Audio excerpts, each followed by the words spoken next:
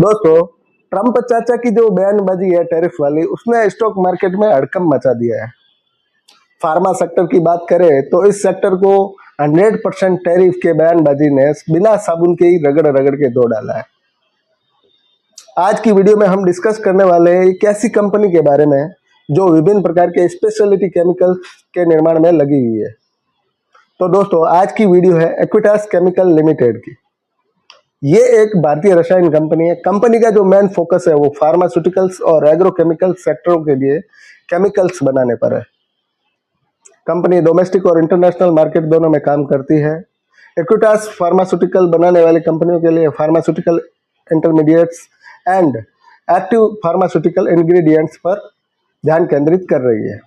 ये वो कच्चे माल है जो दवाइयाँ बनाने के लिए जरूरी होते हैं। इसके अलावा कंपनी कृषि रसायन भी बनाती है जिनका उपयोग कीटनाशियों और अन्य कृषि उत्पादन में होता है।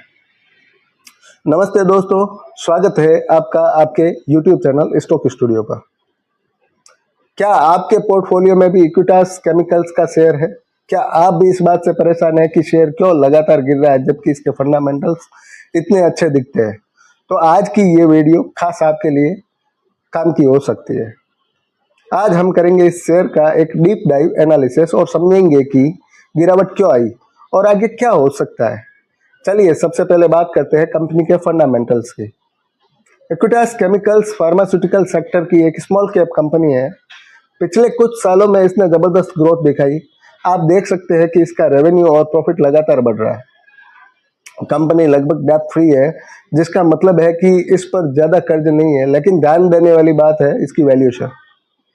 ये शेयर अपनी इंडस्ट्री के मुकाबले काफी महंगा है। इसका पीई रेशियो जो है वो 58.90 है, जबकि सेक्टर का पीई रेशियो 39.92 है। इस ऊंचे वैल्यूएशन के कारण निवेशक बहुत सतर्क हो जाते हैं। जरा सी भी नेगेटिव न्यूज पर बिकवाली शुरू कर देते हैं। तो सवाल ये है कि हाल की गिरावट क्यों आई? इसका सबसे बड़ा कारण है इसके क्वार्टर्स रिजल्ट।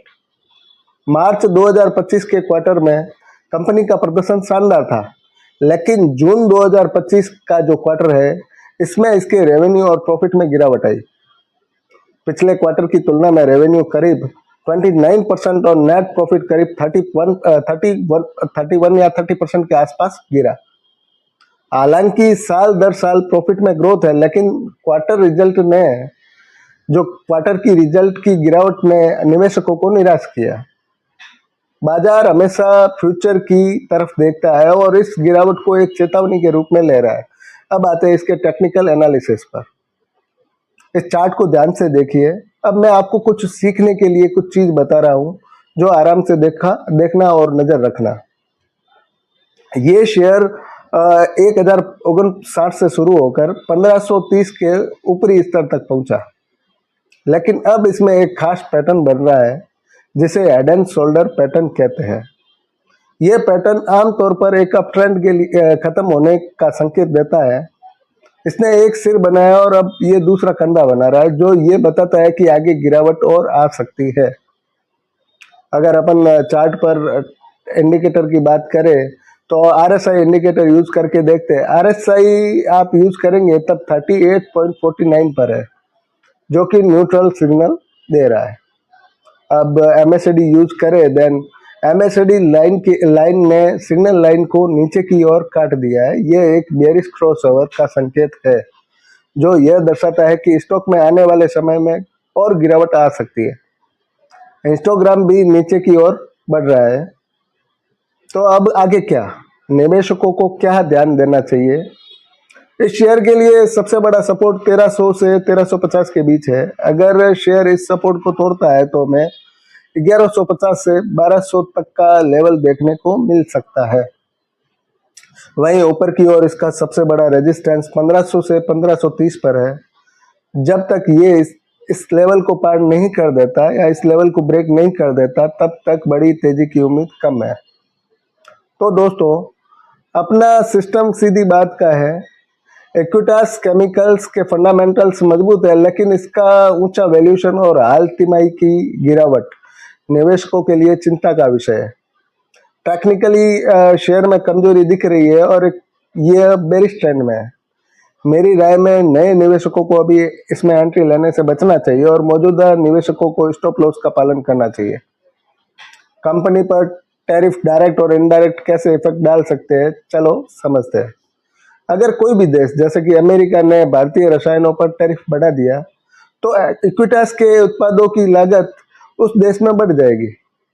इससे उसके उत्पाद वहां के बाजार में कम प्रतिस्पर्धी हो जाएंगे और ग्राहक अन्य देशों के आपूर्तिकर्ताओं से खरीदना पसंद कर सकते हैं जहां टैरिफ कम हो। ऊंचे टैरिफ के कारण विदेशी ग्राहकों के लिए इक्विटास के उत्पाद महंगे हो जाएंगे, जिससे वे कम मात्रा में खरीदेंगे या अन्य विकल्पों की तलाश करेंगे। इससे कंपनी की निर्यात से होने वाली आय घट सकती है। कई भारतीय केमिकल्स कंपनियां जिनमें इक्विटास जैसी कंपनियां भी शामिल है, कुछ खास तरह के कच्चे माल या इंटरमीडिएट्स का आयात करती है, खासकर चीन जैसे देशों से।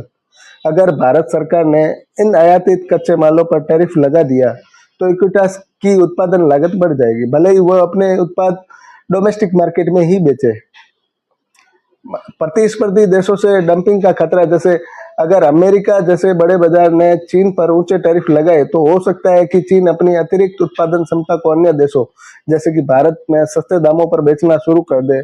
इसे डंपिंग कहते हैं। अगर ऐसा हुआ तो इक्विटास जैसे भारतीय निर्माताओं को भारत के घरेलू बाजार में भी कम कीमत पर अपने उत्पादन बेचने पड़ सकते हैं, जिससे उनके मुनाफे पर नकारात्मक असर देखने को मिल सकता है। ये वीडियो सिर्फ और सिर्फ नॉलेज और एजुकेशन पर्पज के लिए बनाई गई है। निवेश से पहले सेबी रजिस्टर्ड सलाहकार से सलाह जरूर लें। तो दोस्तों, ये था इक्विटास केमिकल के शेयर पर रिसर्च। आपका क्या व्यू है इस स्टॉक के लिए, कमेंट में जरूर बताएं। धन्यवाद, मिलते हैं नेक्स्ट वीडियो में।